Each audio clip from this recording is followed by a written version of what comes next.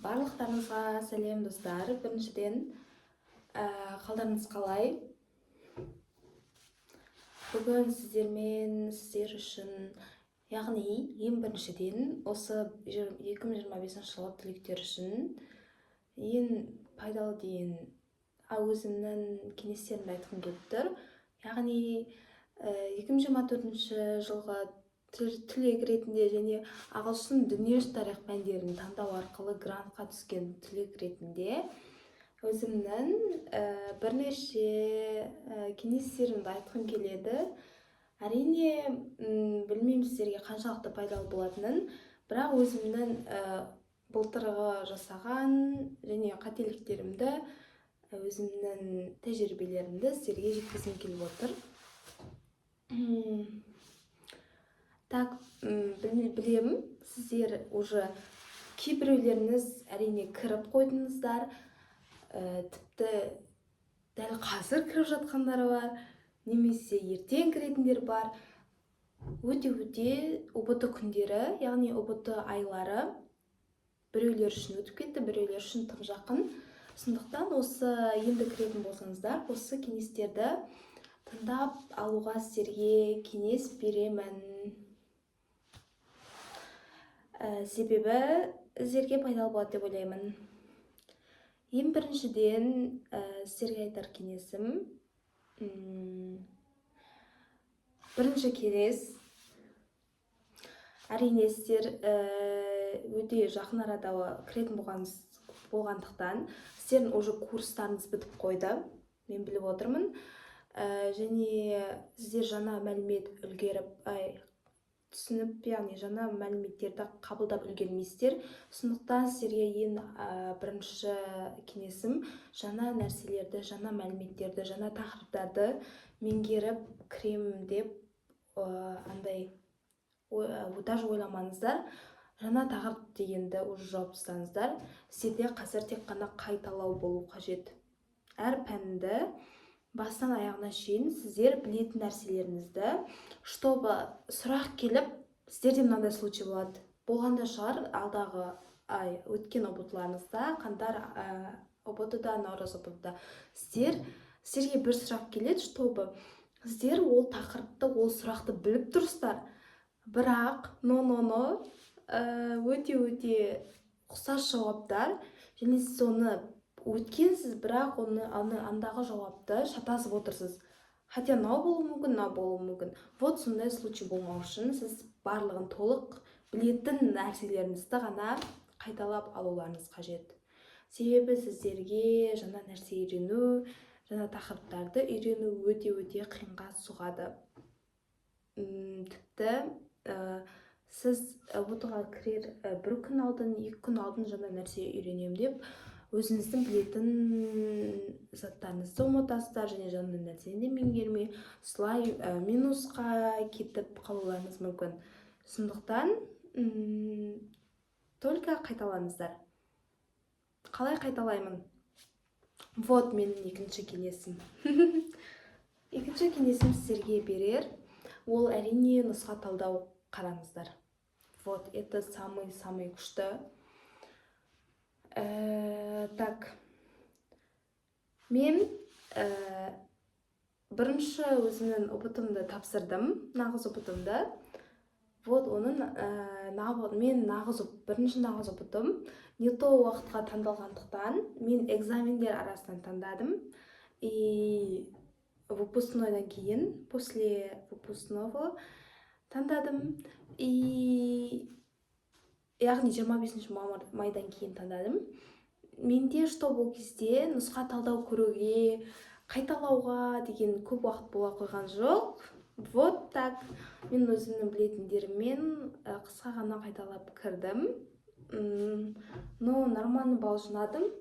Бірақ, вот.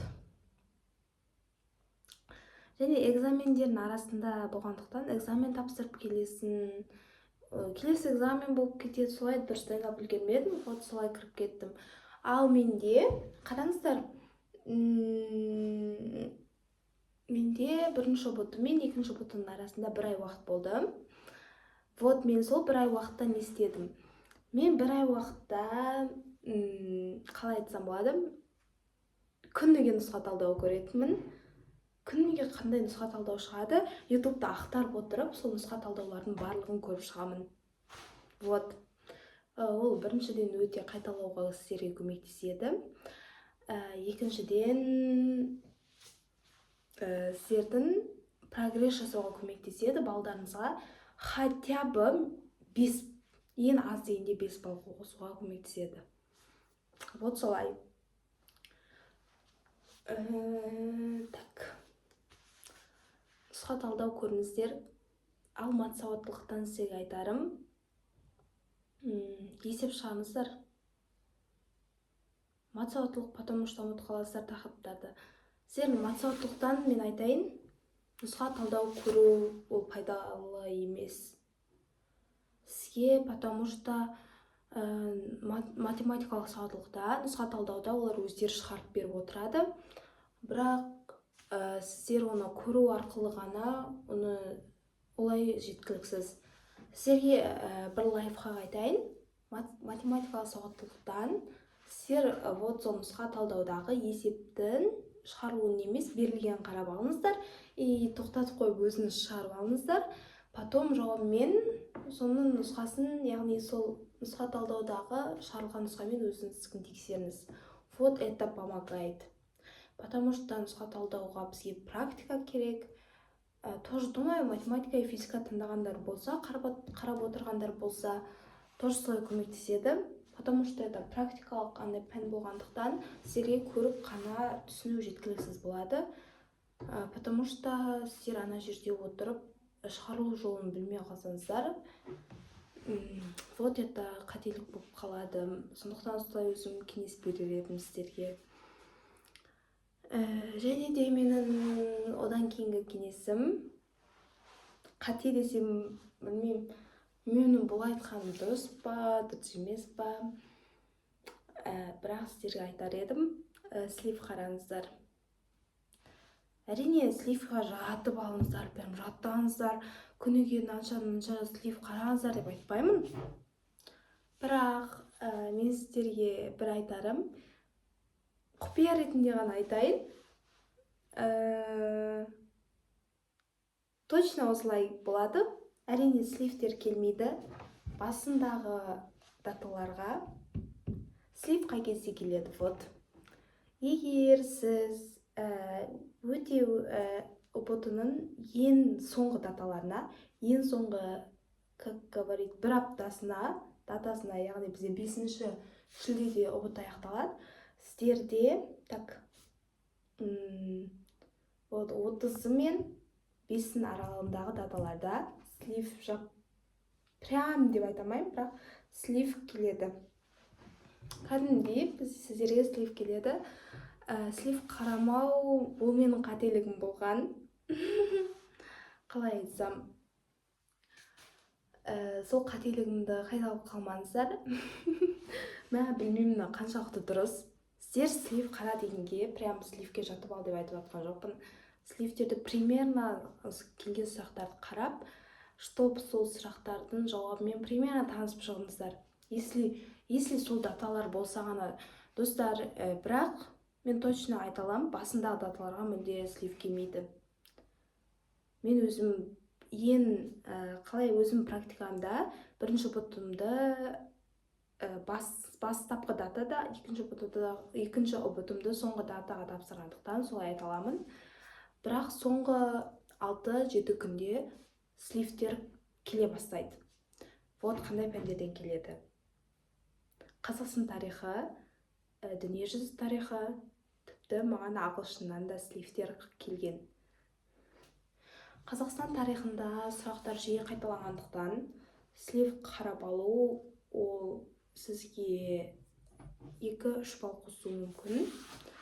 Және маған ағылшыннан былтыр, яғни алдыңғы жылғы ұбт-ымдан көп жауапты сұрақтардан прям точ сұрақпен қайталанып келген. Бірақ мен өзім дұрыс назар аудармағандықтан, чтобы ол сұрақтарды сливтан қарайып, сливтан жаттамадым. Сондықтан солай қателеу болып қалды. бірақ сіздерге осылай кеңес бере аламын. Бірақ сливпен дайындалмаңыздар. Жай ғана сливке көз жүгіртіп шығыңыздар. Солай кеңес бергім келеді.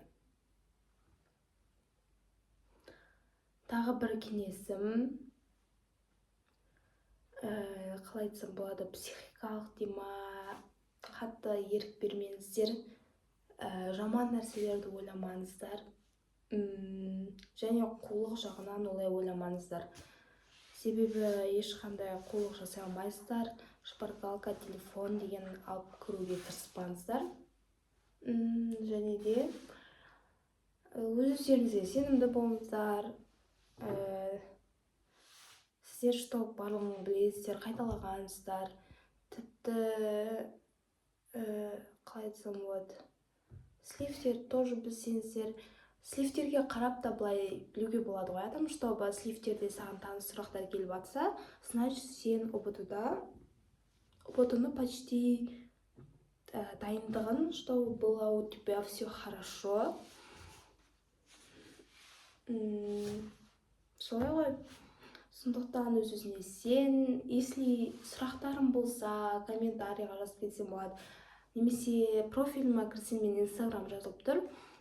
Сол жерге жазып кет, бірге саған көмектесуге дайынмын. Өз ақыл кеңесімде ешқашан сенен аямаймын. Және келесі тағы да көп сұрақтар қойылып жатса, тағы бір видео түсіруге, яғни тағы да бірнеше видеолар түсіремін ұбт уақыты аяқталғанша. Және ұбт уақыты аяқталғаннан кейін тоже университет таңдау бойынша, құжаттар бойынша сіздерге көмектесіп видеолар түсіріп тұруға тырысамын. Сондықтан менің парақшама тіркеліп алыңыздар. Сіздерге пайдалы болады деген ойдамын. Рахмет, сау болыңыздар.